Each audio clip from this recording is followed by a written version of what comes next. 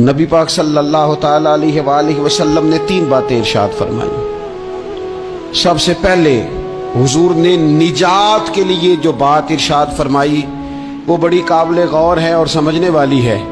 حضور علیہ الصلوۃ والسلام نے پہلی بات ارشاد فرمائی، فرمایا اگر تو نجات چاہتا ہے تو اپنی زبان کو اپنے قابو میں رکھ، اپنے بولنے پر کنٹرول کر، تول کے بولنا شروع کر، اپنے لفظوں کی حرمت کا خیال کر۔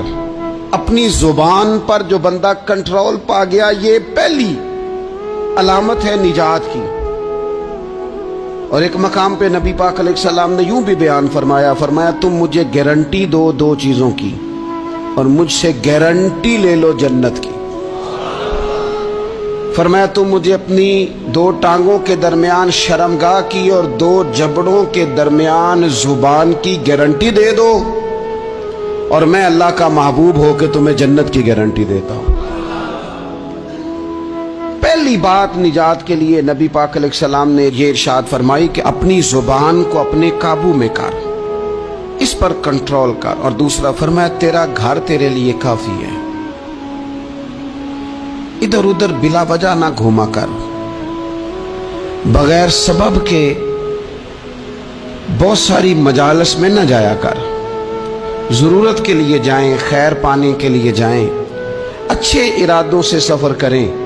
گئے ہمارے صوفیاء علماء دور دراز کے سفر کیے محدثین نے، کس لیے؟ حضور کی احادیث کو جمع کرنے کے لیے، نبی پاک علیہ الصلوۃ والسلام کے فیضان سے حصہ پانے کے لیے۔ لیکن فرمایا ادھر ادھر نہ، کچھ لوگوں کو بڑا شوق ہوتا ہے، اس مجلس میں بھی جائیں گے، اس محفل میں بھی جائیں گے، اس کی بھی سنیں گے، اس کی بھی سنیں گے۔ نتیجہ یہ رہے گا کہ بے یقین ہو جائیں گے، اپنے گھر سے نکلیں گے، گھر گھر پھریں گے، کسی گھر کے نہیں رہیں گے۔